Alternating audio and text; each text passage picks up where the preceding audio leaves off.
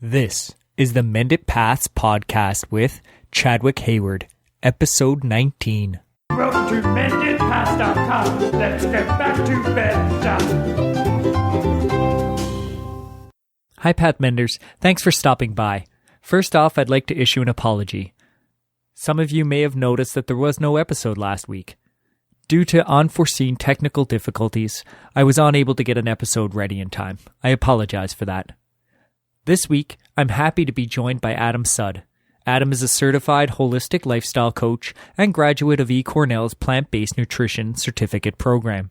He presently works with Whole Foods as a wellness coach, providing services to Whole Foods employees seeking to get healthier. Adam is a regular guest and speaker at Rip Esselstyn's Engine 2 Plant-Based Immersion, as well as a keynote speaker at many Veggie Festivals.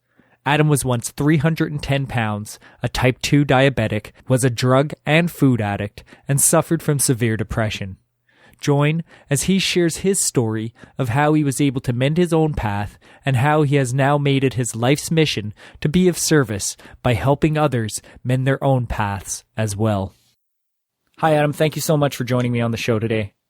Oh, thank you for having me. I'm glad to be here. Yeah, it's great to finally have you on. I've seen your story kicking around on Facebook, and it's absolutely incredible. Oh, thank you very much. Appreciate that. So let's start with a little bit of backstory. Where were you, say, prior to 2012? Whew.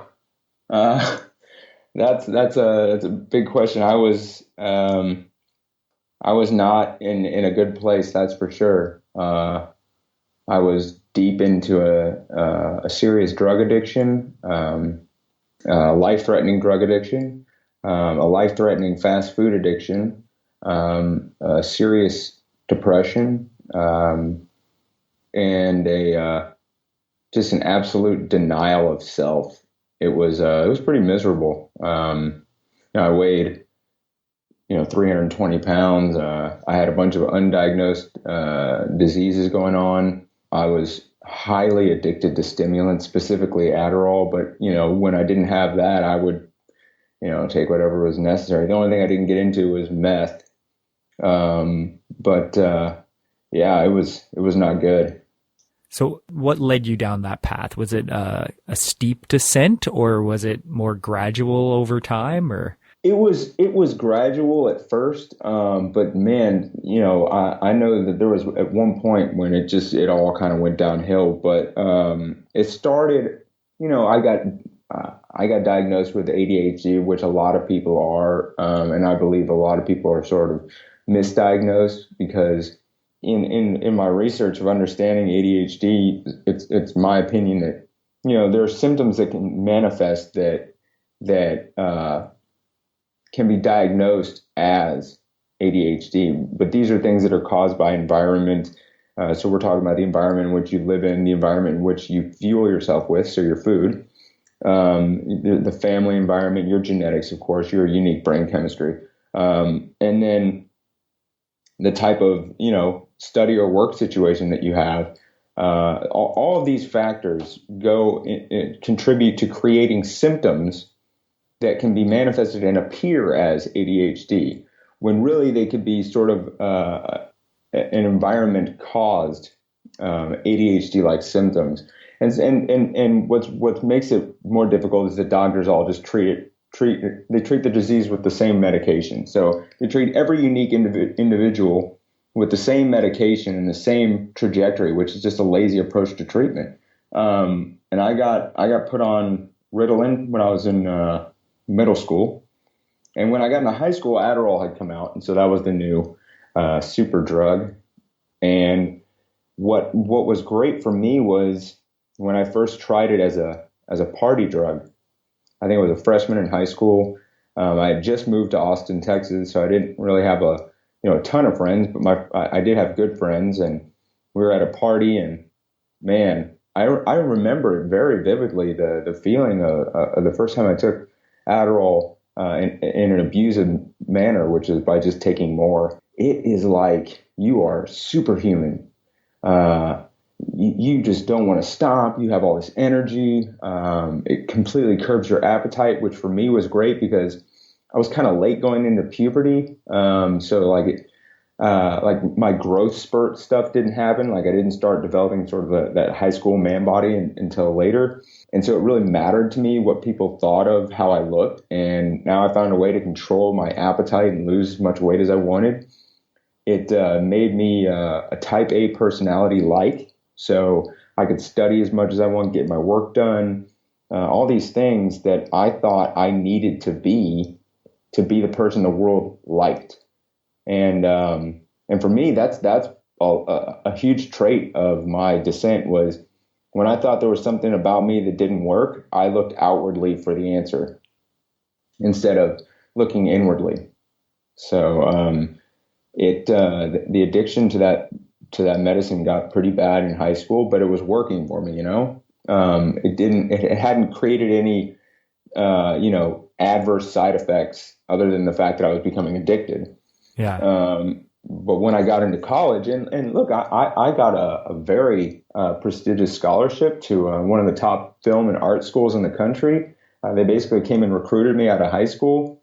And I thought, this drug is making me everything I need to be. And man, when I got into college, that's when I think that's when it started, the tipping point really started happening, because I was running out of prescriptions early and having doctors, mail me prescriptions, and I started doctor shopping, which is where you have multiple doctors prescribing the same medication without knowing about each other, and then filling them at different pharmacies, which is such a felony. It's amazing that I didn't get arrested. And then I dropped out of college because I had an opportunity to work in the film industry. But to be honest, I just wanted to be back in Austin, Texas, where I knew my dealers, and it wouldn't be such a hassle to get my medicine anymore. And also, I had really started slacking on my schoolwork, and I didn't have to worry about, failing classes anymore. It was an escape. Yeah, it was absolutely an escape. I was just running from, the difficult parts of life that were coming up. And I just ran away from it, and ran towards my drug. And after being on Adderall for this long, I'd say I'm 20 years old, 21 years old. My metabolism had really taken a toll, because it's an amphetamine. It is basically medically pure methamphetamine, because methamphetamine is just amphetamines that are cut with a bunch of nasty stuff like cleaning solvents and stuff like this. Whereas Adderall is a medically pure pharmaceutical grade amphetamine. It destroys your adrenal glands and it destroys your metabolism, because your body becomes dependent on the Adderall in order for your metabolism to really work. So I started packing on the pounds, and I found a new way to self-soothe my feelings of being overweight and not liking who I was becoming. And funny enough, my answer to that was fast food, because it was quick, it was easy, it was right there. And I started to put on weight, and I started to stop caring about, how I kept myself. I didn't shower. My apartment became very, very filthy, just full of empty fast food wrappers and empty pill bottles. It looked like something out of Hoarders by the end. I was eating McDonald's double quarter pounders, probably 6 a day. I was eating a big chicken strip sandwich thing from a place called Whataburger here in Austin. Probably had 4 or 5 breakfast tacos every day, a large pizza, and probably around 12 sodas in a 24-hour period. Wow. On top of that, I was taking 450 milligrams of Adderall, which is a huge amount. And it got really bad. My dad had, as well as my mom, they kept reaching out saying, what's going on with you? You smell bad. No one sees you for, long stretches. We don't hear from you. My dad would say, your money's going away. Do you have a gambling issue? If you have a problem, don't be ashamed of it. But of course I was. And so I didn't, say anything or let him know anything. And I continued to blame specifically my father for my issues, because he and I had a kind of an interesting relationship growing up. He lost his father when he was in his early 20s to cancer. And as a result of that, he becomes hypercritical when he sees someone that he loves exhibiting lifestyle behaviors that threaten their life. And I took that as him saying that I don't accept you. But really what he was saying was, you know, what you're doing scares me, and this is the only way I know how to say that I love you. And I didn't understand that. So we had a difficult relationship. But he did offer me something that I didn't know at the time would be what really saved my life. And that was he got me to attend Rip Esselstyn's Engine 2 Plant Strong Immersion, the very first one that was held. And this is something that Whole Foods Market offers to its employees.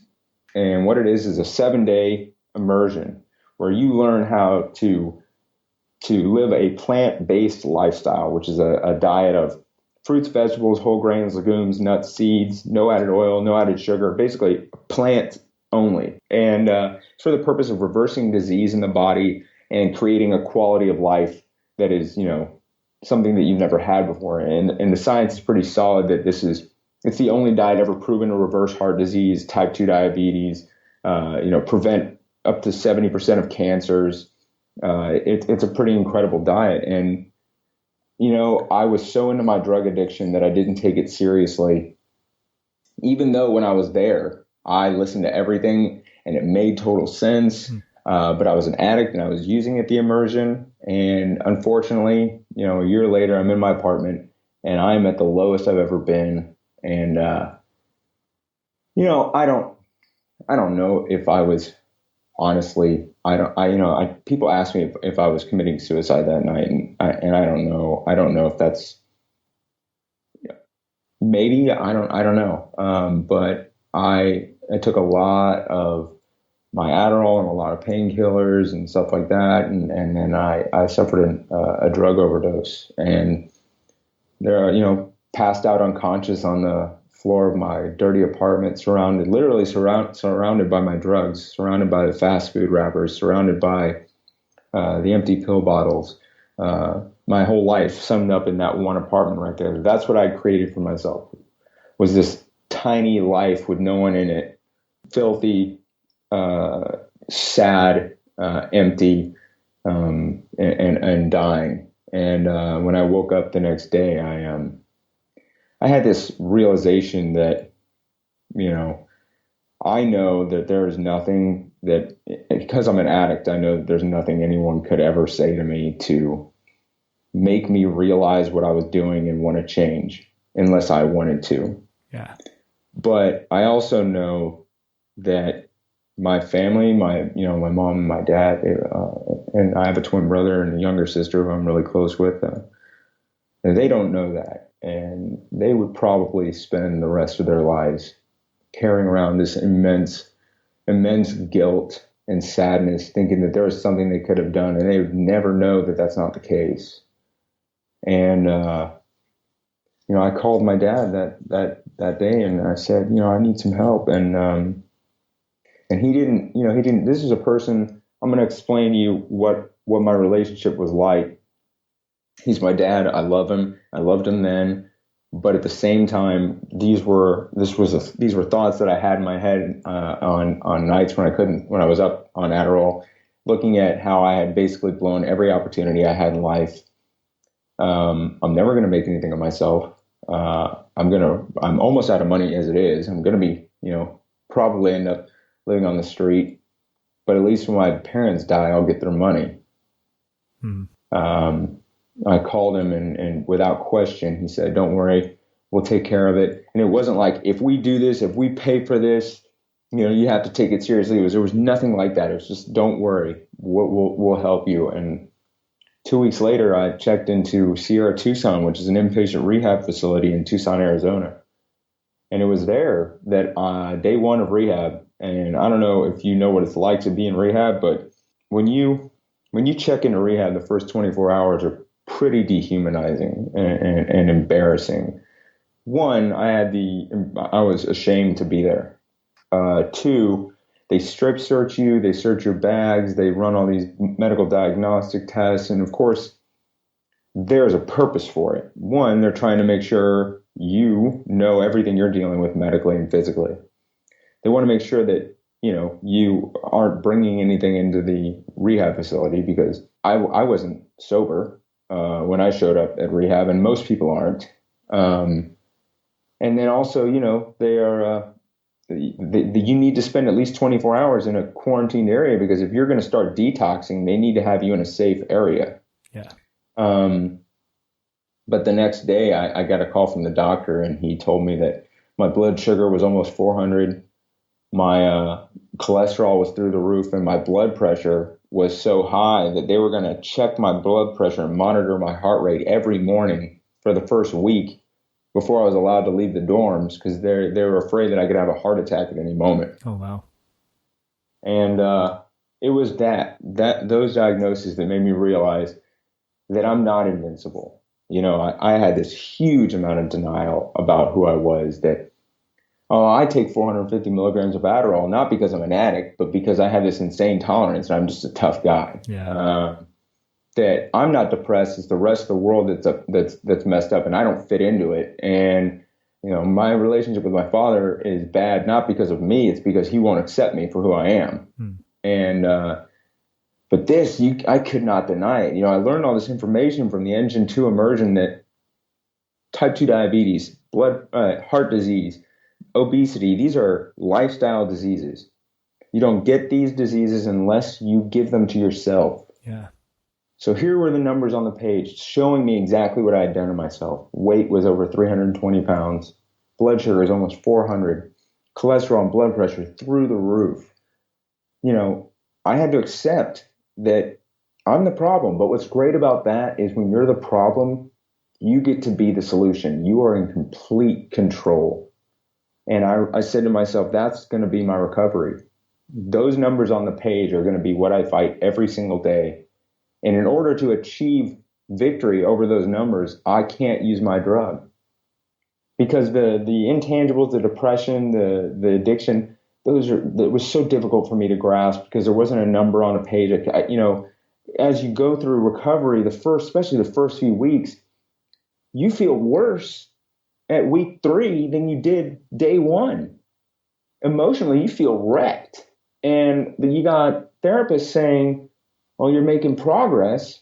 And I just have to take my word. I have to take their word for it. That's not how I operate. Show me the numbers. Show me that I'm making progress, because I don't see it. But I could see my own progress with my physical health by implementing the plant-based diet. And that's what I did. And so you did that at rehab. Well, see, at rehab, you don't have control over what you eat entirely. And so I made the best choices I could with the limited amount of plant-based options that I could make. And remember, okay, I'm a 7th generation Texan. I grew up on burgers and barbecue, and I had a huge fast food addiction. The plant-based options that were available to me in rehab were not something that were palatable for me. So I did the best that I could, and I started my exercise routine. But basically, I ate egg white scrambles with as much veggies in them for lunch. They were willing to make those for me for lunch and dinner. And then in the morning, I did oatmeal, which isn't part of the Engine 2 diet, the egg whites, but it's what I was capable of achieving in rehab. But when I got out of rehab, they recommended that I go live at a sober living facility. And that's a halfway house where you live with other people who are in recovery. You live your life, you attend your therapy sessions, but you all live at the house. You check in, you go to your AA meetings, they monitor your meds, and it's a supervised situation. Yeah. And when I checked in, I remember pretty clearly walking in and just being blown away by the way that they stocked this kitchen. So imagine every single Nickelodeon commercial you saw in the 90s. That was the food. All right. It was Eggo waffles and Hot Pockets and Doritos and sugary cereals and sodas, and it was in so much dairy. I mean, cheese and milk and yogurt and all this stuff. And I thought to myself, I guarantee you people leave here sober, but no one leaves here healthier. Yeah. The environment that this place has created doesn't allow for you to get healthier. And I said to them, I can't eat this stuff. And they asked me what I was willing to eat. And I said, just give me oatmeal, give me black beans, give me broccoli, and give me fruit. And that was what I was going to eat. And I ate that every day for every single meal for the next 10 months. Oh, wow. But it wasn't easy, especially the first week. And I kept crying because I'd be sitting there eating these meals that I just did not want to eat. Because look, I could eat them. I liked what I ate, but there's a difference between liking what you eat and having what you eat make you feel comfortable. Yeah. I ate it, but what was going to make me comfortable would be the pizza in the fridge. And I would see these young 20-something-year-old guys who were eating whatever they wanted, and they were young, and they were fit, and they were healthy looking. And I thought, why is it that I'm in this situation where I know that eating this plant-based diet is going to make me happy and healthy? I know it. Yeah. Why is it so hard for me to do it? Why is it that when I do this and I know it's the right thing to do, why am I crying? Why am I miserable? Why am I literally throwing fits in this house because of the situation I'm in? And I couldn't understand it until I saw the TED Talk by Doug Lisle called The Pleasure Trap. And then I knew exactly what was happening. I knew exactly what was happening, that I had created by living in an environment of fast food where you get a dopamine response from your food that is so outside the bounds of normal human experience that I created a biological problem that doing the wrong thing felt right. My body literally believed that I was being successful, biologically successful, by eating fast food. Yeah. And now eating this plant-based diet feels wrong. It biologically feels like the wrong thing to do. And that's when I learned exactly what I had to tell myself every single day in order to be successful. I just had to be comfortable being uncomfortable, because according to the Pleasure Trap, there was going to be a day down the road when I woke up and eating these plant foods wouldn't be such a chore. And then there was going to be a day when I woke up and I was going to look forward to it. And finally, there was going to be a day when I woke up and the idea of going back to the fast food lifestyle would make me as uncomfortable as it is at that moment to continue eating the plants. Yeah.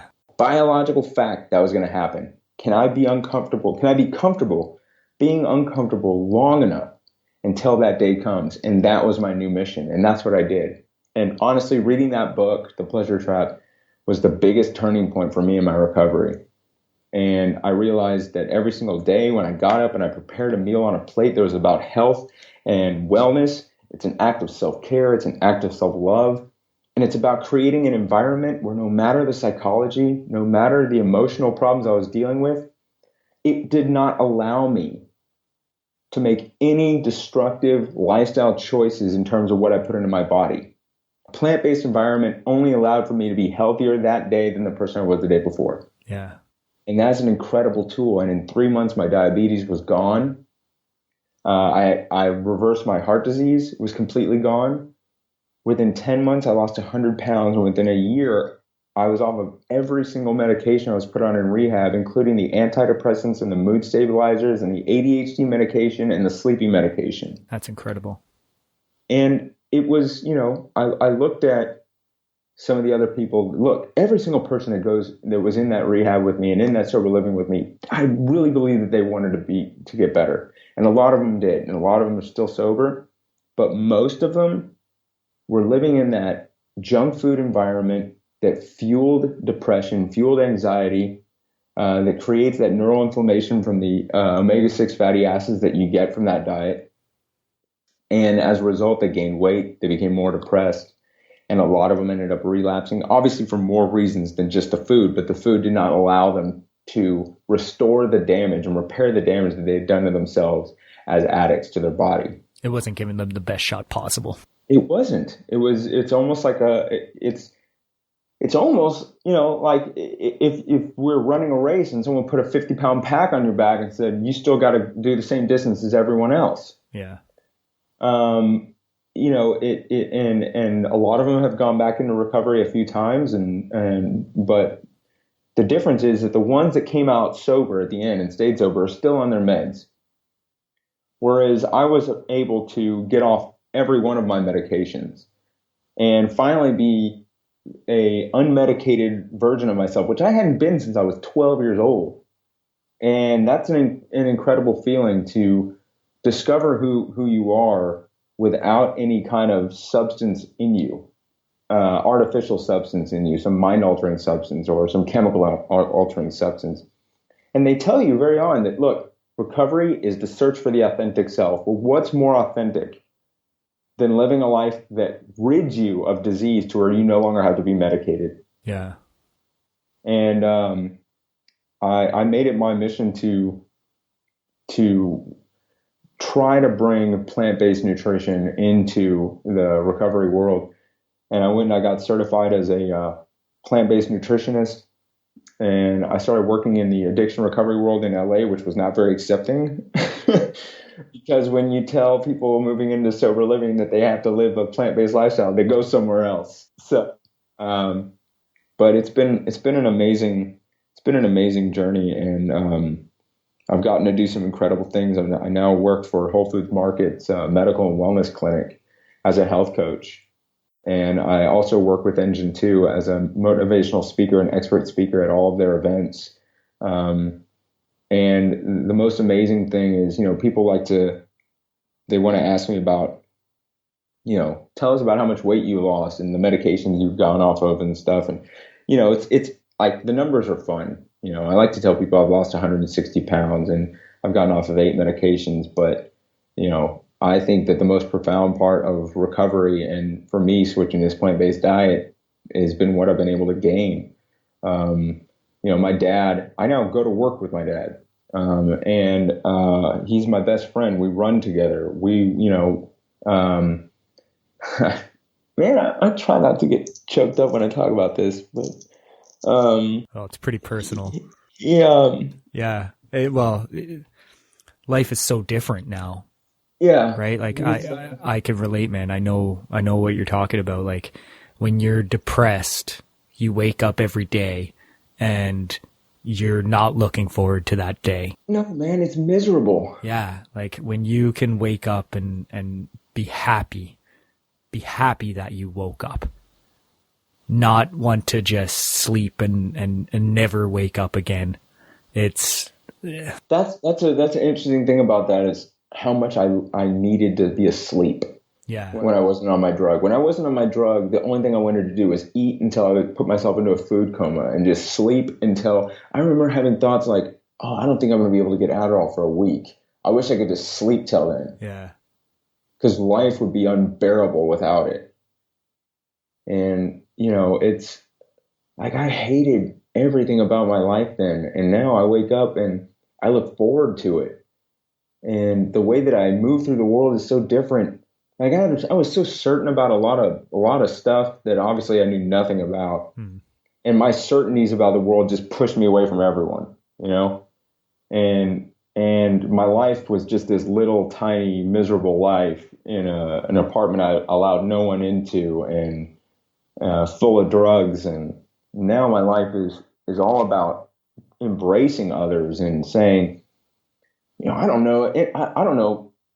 There's so much more that I don't know than I do. And that's what's going to that's going to allow me to connect to people. Yeah. Because I want to understand other people's perspectives in the world. And I want to be open to it. And I want to help people discover their authentic selves and not say that, look, my way is not a cure-all. Look, plants don't fix everything. All right. They're just a tool that I used to help me repair my body and give my mind the best fuel possible in order to, approach those really difficult things, those intangible, existential questions that you have to ask yourself when you go through recovery. And for me, doing that in a plant-based environment really helped. And that's what I'm hoping people will try and embrace and see that, it's not just about being vegan. This is about fueling your body and your mind to become the authentic self. Yeah. So people were resistant at first in LA. Did you find that changed over time as you gained credibility in that scene, or? It did. I started working as I would run a weekly group at the sober living where I had been a resident. And the house where I was living, they had multiple houses in the West LA area. The one that I was living in got sold. So I started running a group at another house. And this was like about a year after I had left sober living, because I went and got my certification. And at first it was like, you really think that by, eating plants, we're going to get sober? I said, it's like, no, I don't. But I think it's going to help. And people really liked what I had to say, but unfortunately they continued to live in a house that didn't allow them the opportunity to embrace the lifestyle. Unfortunately, the house operates by allowing the residents to buy whatever they want in terms of food. They create the shopping list. Well, they may agree with you, but unless they really need it, they're not going to switch to a plant-based grocery list. So for about a few months, I would give these presentations, and it was about lifestyle change. It was, how do I create an environment where my actions are about positive change? And finally, I got this young kid who was like, he had read Rich Roll's book. He was a big fan of the whole plant-based movement. And he said, I really want to do this. And it was cool because he sort of had I could see the similarity between him and I. He had a tough relationship with his father. He came from a pretty fortunate situation where he didn't have to want for a lot of things. And unfortunately, it made him this arrogant, entitled kid who, basically had to learn pretty quickly as an adult already that, that's just not the way the world works. Yeah. And he said, he was about 50 pounds overweight. And he said, can I work with you one-on-one? And I said, absolutely. Put him on this plant-based diet. He really, clings to it. He had some trouble, finding the foods that he liked, but he stuck with it. And sure enough, 6 months later, not only had he, lost the weight, but he runs a triathlon with his dad, because he and his dad had now fixed their relationship, and we're working on moving forward. And it was a cool kind of, similar. It's like I saw myself in this kid, and it was, I don't know, like the universe saying, now it's your chance to see what you were like. But about 3 years after I got sober, my dad and I got to run our first race together. And I remember how special of a thing that was. And when this young man sent me the photo of him and his father finishing the triathlon in San Diego, and I just knew that this thing would work. And I started to run a group at an IOP, and I ran that, which is an intensive outpatient therapy center. And, it doesn't work for everyone because not everyone wants to do the plant-based lifestyle. And I never say it's about, I'm not trying to make you vegan. I'm trying to show you how with a simple change on your fork, you can create an environment that makes the most profound change for your life. And how something so simple as by just the change on your fork, like I said, that simple, can make such a huge effect in your ability to recover your life. Yeah. And I did that for about 2 years. And then finally I got this call from Whole Foods Market saying that their medical and wellness clinic would love to have me come and be a health coach for them. And I had been wanting to move back to Austin for such a long time. And I accepted the job, and they said, great, can you be here in a week? And I was living in Santa Monica. I said, I guess if I have to. And so I've been working there now for about a month and a half, and it's been fantastic. And because I work in the same building that Rip Esselstyn works in, and so we get to see each other. Although right now he's on his book tour for his new amazing book, The Engine 270 Rescue Diet. But I miss Santa Monica because I had some really cool friends who are doing some amazing things in health, like Robbie Barbaro from Forks Over Knives. And he just did this Mastering Diabetes online summit. Yeah, with type 1 diabetes, right? With type 1 diabetes, learn how to control their insulin resistance and reduce their insulin resistance by adopting a whole plant-based diet, and as well as helping type 2s reverse their diabetes. Yeah. And he's such a cool guy. And so I miss that lifestyle about living in Southern California, because there's a lot more people that are into that lifestyle than there are here in Austin, Texas. But, hopefully we'll make a change and we'll get more people to put down the barbecue and pick up the jackfruit. How does the Whole Foods health thing work? Like, is it people are coming to look just to lead a healthier life and are looking for help in doing that, like the practicality of it? So it's actually a really cool thing. What it is it was actually started by Matt Letterman and Alona Polday, who are the doctors that, if you've seen Forks Over Knives, they're in the movie. They're the doctors that help the filmmaker as he goes through his journey through the film. Okay. And what it is, they opened their first clinic in Glendale, California. Now there's one in Austin, Texas. And what it is a fully functioning medical clinic for the employees of Whole Foods Market. So we have 2 physicians, 3 health coaches, an acupuncturist, and a behavioral health specialist, so a therapist. Yeah. Any employee of Whole Foods Market who signs up for the medical and wellness plan gets to use these doctors at no cost to them. It's covered by their insurance. And we are also connected with the Seton Network, which is a medical network in the Austin area. So if you have to use a specialist like an ophthalmologist or a heart doctor, or for whatever reason you need a specialist, we can refer you out, and of course, no cost to you. We can fill your meds. You can come get your prescriptions for your meds at the clinic, and it's located in the global headquarters store. So people who work at that location, you don't have to take off work to go see a doctor. You just come downstairs and come to our clinic. It's pretty amazing. And what's also awesome is that when you see a physician, and we have 2 great physicians, if you come in and you have all the typical Western diseases that the standard American diet creates, they can recommend that you work with a health coach like myself, or the other 2 unbelievable health coaches that we have.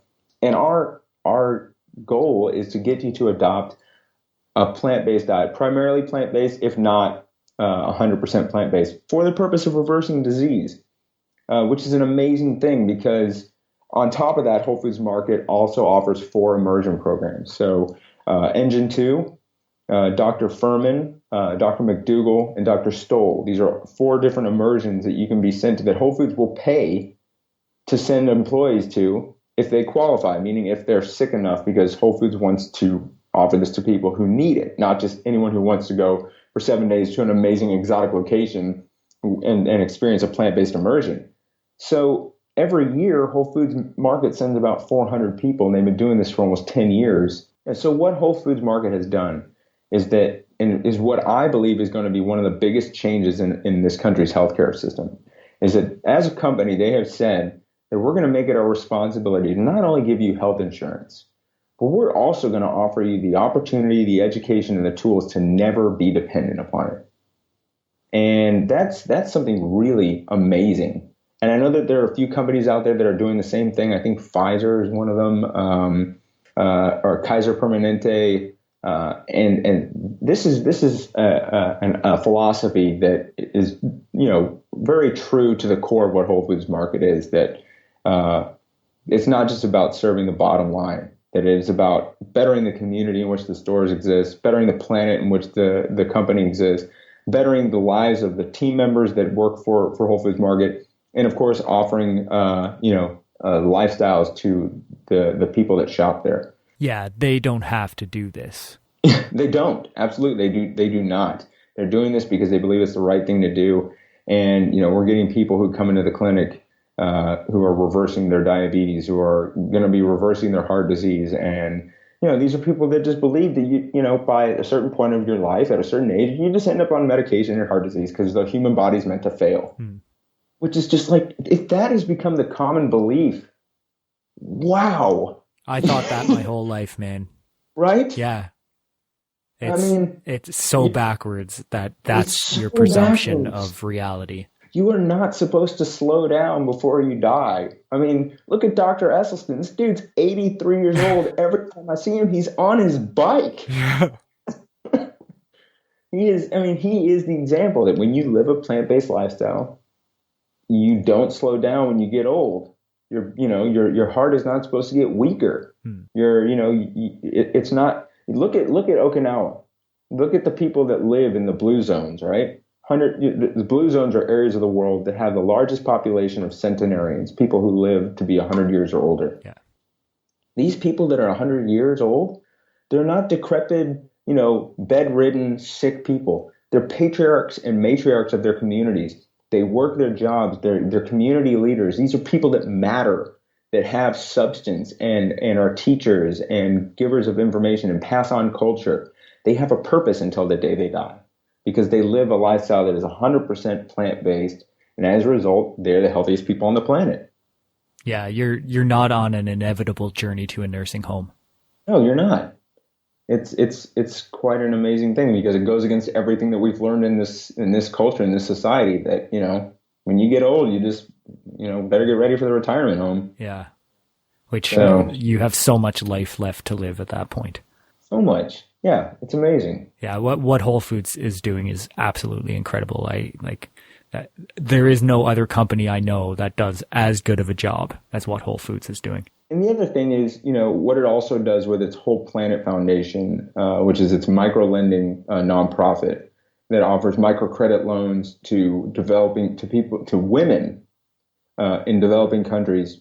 So let's say that you're a seamstress. Whole Foods Market will give you a loan of up to, I think, $300 to set you up a business, and then Whole Foods Market will buy your products from you, as well as allowing you to operate your business and sell to whoever you want, and grow your business and grow your community.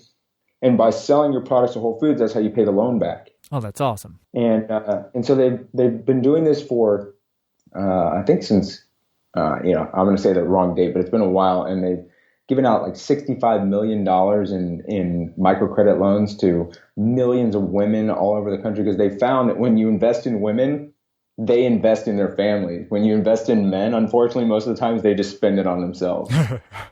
So it's been, this is a company that believes that every single person has the right to make a living. And that's why when they source products from whole trade and from other countries, they do it in a way where they actually go straight to the source and pay them a fair wage, which is why a lot of times Whole Foods Market's products get labeled as whole paycheck. Yeah. Well, it may cost $1 extra because we're actually giving the person who made the product a fair wage and a fair life. And there's a lot to be said for that. Yeah, a lot to be said. I don't mind spending an extra $1 in a grocery store if it means that everybody along the line of getting that product to the store makes an honest living. Absolutely. Like there's a fair amount of slave labor at the bottom of the supply chain that people don't know about. Right. Exactly. Yeah, if you can assure yourself that you're avoiding that, then obviously that's a good thing. Yeah. So how long have you been working with Rip doing motivational speaking? So I came back to Austin, I think it was 2 years after I had gotten sober. And by this point, I'd lost over 100 pounds.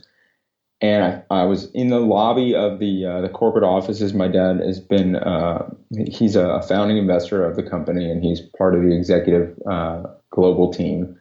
And I'm waiting in the lobby for my dad, and Rick comes walking by. And I hadn't seen him, since this I guess was 2014. I hadn't seen him since 2010. And I said, "Hey, Rip," and he looks at me, and I can tell he has no idea who I am. Like, he cannot recognize me, which is the best feeling. And I said, "Rip, it's Adam Sud." And he goes, "Oh my God!" And he asked me to come up to his office and tell him what I've been doing. And I said, "Look, one of the things that, I got to tell you is that part of recovery is rigorous honesty. Yeah. And I believe I wronged you in the past." And he said, "What do you mean?" I said, "When I was at your immersion, I was a drug addict. And not only was I a drug addict, but I brought drugs to your immersion and I used them there. And I need to apologize to you for that because I now know what a huge, how wrong that was of me to do, because what you create there is a place of healing, an opportunity for people to recover their lives. And I threatened every single person's life by bringing drugs there." And he looked at me and he goes, "Will you come to my next immersion and tell people that?" And I said, "Are you serious?" And he said, "Please come and share your story." And so that year I spoke at my very first immersion. That was 2 years ago. And I've been doing it ever since. And I've spoken at Plant Stock, and I've been doing his weekender events. It's been amazing. Oh, that's incredible. What's the kind of reaction you get in an audience like that? I'm a pretty modest guy. I don't like to toot my own horn or anything like that. But, people do cry a lot. And I cry a lot when I give my presentation in person because I got photos of my dad and me and photos of who I used to be in my apartment. And it's hard to look at. But it's pretty overwhelming how people react to me just being able to share my story and be vulnerable It's something that I really believe that is so much a part of my recovery, is to get up in front of people and put myself and connect with who I used to be. Yeah. Because it's when I start getting cocky or arrogant about my recovery, when I stop remembering what it was like and how quickly I can get back there, that my recovery starts to be threatened. And so I believe that is being able to do that, being able to be of service to people. It helps me stay sober. There's a great quote by Aristotle who says, we are what we repeatedly do. Excellence then is not an act, but a habit. Yeah. So I want my life to be a life of health, wellness, and of being of service to other people. And that's exactly what I get to do every single time I'm at an immersion. I get to live a life where every day we get up, we eat a plant-based diet, we exercise, we do yoga, and I am of service to people in every single moment of those 7 days. And it's those 2 weeks. We do one in May and we do one in October. Those 2 weeks in Sedona are a true spiritual reset for me. And it's been something that is very dear to me, to be able to be there and take part in it. And not only that, to get to hang out with Doug Lyle, because he speaks there. So the first year when he showed up, I had my book, like the Pleasure Trap book, and I was like a Star Wars fan meeting George Lucas. I'm such a nerd about it. I was like, oh my God, Dr. Lyle, he signed my book. That's awesome. Yeah, I kind of bugged him a little too much, but he understood. We all get a little bit starstruck at certain times. Yeah, I guess it was just so funny because, I mean, honestly, that was it. And Rip gave me the tools. He said, this is what you're going to use to make your life better. But when I read The Pleasure Trap, I knew exactly how I was going to do it and why things were happening the way that they were. And so that was a really huge thing for me. And I made the Pleasure Trap is a huge focus of my recovery program that I still do when I help coach people privately one-on-one, is understanding the pleasure trap and understanding that if you are stuck in a drug addiction, if you are stuck in a fast food addiction, if you're stuck in just depression and overweight and unhappy and unhealthy, when you're trying to change your life, if you feel tempted, if you feel like you can't continue doing this and that you're just a broken individual, because I remember what it's like to feel like you're broken. But when you feel like there's just no way you're ever going to like this and you just there's something wrong with you, it's absolutely not the fact. The fact is that the reason why you feel so tempted and so driven to continue doing the bad things and destructive lifestyle habits isn't because you're broken. It's actually because your body's working exactly as it's supposed to. Yeah. That your environment created this problem. And when you change your environment, you just got to live in it, be comfortable being uncomfortable, and eventually your biology will change, your brain chemistry will change, and you will not suffer these bouts of horrible, depression about, oh, I'm just like, I'll never like this food because I'm just, I remember being 320 pounds and saying the best I'm ever going to do is weigh 250 because it's just, I've been 320 pounds for too long. It's just never going to be possible. Yeah. That's a broken view. It's a false view of the world. And when you view yourself in a false way, when you believe yourself incapable of things you actually are, then everything about the way you do things is broken. And I think that is one thing that is being said in the pleasure trap without being said. When you understand that, it makes things easier. It's your biology being hijacked by fast food companies and food manufacturers, right? It's amazing, right? Yeah, like back in the day, you didn't have access to this high salt, high oil, high fat food. Yeah. So when you got your hands on anything that was high salt or high fat, your body said, ding, ding, ding, more of that. Yeah, it's going to keep you alive and you're going to be able to reproduce, and that's the goal of life. That's right. And so that's what your genes are telling you to do, because it believes that what you have found, that fast food cheeseburger, that, processed salty snack that you found, the Doritos, it doesn't know that was created by a manufacturer. Yeah. It believes that you just picked that thing from a tree. Yeah. right? It's the difference between starving and not to your body. Yeah, exactly. It's not the case in reality. It's not the case. Yeah. So, and the interesting thing is when, we work with parents who have kids who are, already suffering from obesity and will only eat fast food and junk food. One of the things we have to tell them is, look, here's the thing. Your kid's not going to eat this food. Eventually he will. You might just have to be okay with him not eating for a day. Because he might not eat that food until he's not eaten for 24 hours and he realizes that he's starving. Then he eats the food and it tastes good. Yeah. Because anytime you put, you put a system under deprivation, it regains sensitivity. Your kid's going to be fine if he doesn't eat for 24 hours. As long as he's drinking, he'll be fine. I mean, the body can go 3-4 weeks without eating. Yeah. But continuing to let them eat that food is just going to keep them on that cycle. It's the hardest thing to do. It's like, kid, you might not like this, but I don't care if you're not eating. Well, food is one of the hardest addictions to break because, like, when you're addicted to a drug, you can abstain from it. But when you're addicted to food, you can't absolutely abstain from food. And not only that, it's like I've made this statement, and it hasn't been too popular when I make it on social media, but I really believe this, that the standard American diet is the deadliest substance abuse on the planet. Because not only does it create more deaths in this country than any illicit drug, but it's socially encouraged. Yeah. Meaning everybody wants you to do it, and they call you crazy when you don't. And that makes it so much more difficult to get away from. Well, it's everywhere. It's in our culture. You see it if you watch TV, you hear it if you listen to the radio. Yeah. You drive down a street and there's so many ads for cheap junk food. I mean, look at this. You take the 3 top chronic diseases in this country: heart disease, diabetes, and stroke. All right. Or cancer, I think. Cancer. Yeah. Sorry. Diabetes, cancer, and heart disease. Yeah. Those 3 added together per year kill over 1 million people. Okay. Just the number of drug overdoses from all drugs doesn't even top 100,000. Yeah. Deaths by overdose from all drugs per year doesn't top 100,000. Are you telling me that you really believe that the standard American diet isn't the deadliest substance on the planet? I'd really beg to differ. Yeah. How many people have known someone that's died from a drug overdose? Now compare that to how many people you've known that's died from just cancer.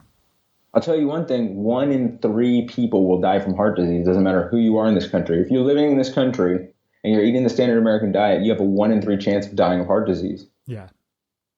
It's insane. I think the actual statistic is the top 3 killers. I think in the US it's heart disease, cancer, and then stroke.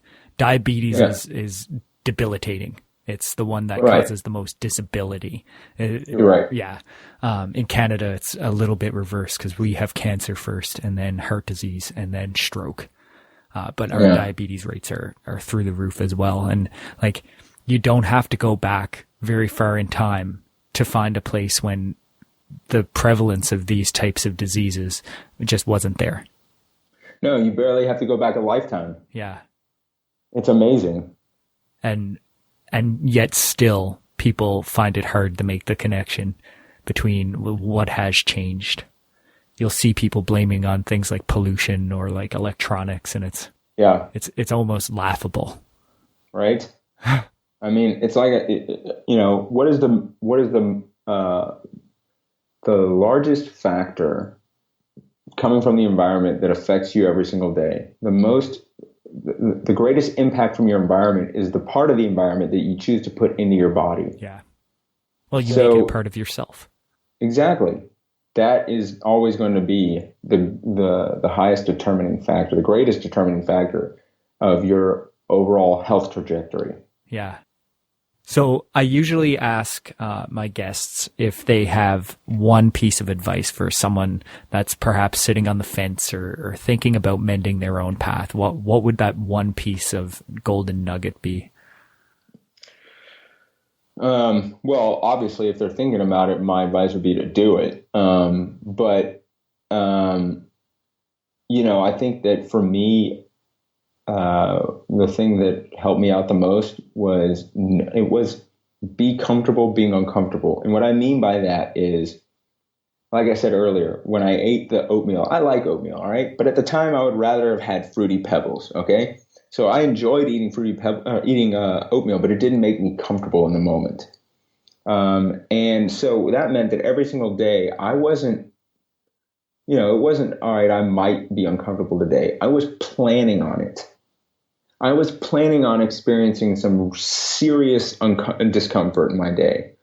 And that was part of the goal, because it meant that if at any point in my day I felt frustrated, angry, irritated, that meant I was doing the right thing, because it meant I was changing the lifestyle behavior.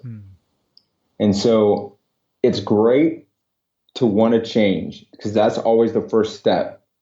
But the action is going to make you very, very uncomfortable, and you have to be okay with it. It's fine to be upset, and it's even better to get angry if you have to. If you need to yell at something, all right? But you have to find a way, until you develop those tools of self-soothing on your own, you have to find a way to just be comfortable being uncomfortable. And that's my biggest tool and tip I think I have for anybody. Awesome. I don't think anyone's grown by not changing. Right. By doing what they're comfortable with. Well, thank you so much for joining me. It was... Oh, thank you, man. I appreciate it. Yeah, I really appreciate it. And thank you for reaching out and getting in touch with me, because I love being able to share my story and because I think that if I can be of service, if my story can be of service to anyone, that's what I want. Oh, that's awesome. Thanks for doing the work that you do, Adam. Appreciate it. Well, that's all the time we have for this week. Thank you so much for listening to the Mended Paths podcast at www.mendedpaths.com. If you haven't already done so, please like our Facebook page at www.facebook.com/mendedpaths. See you all next time. Visit mendedpaths.com and get back to bed now.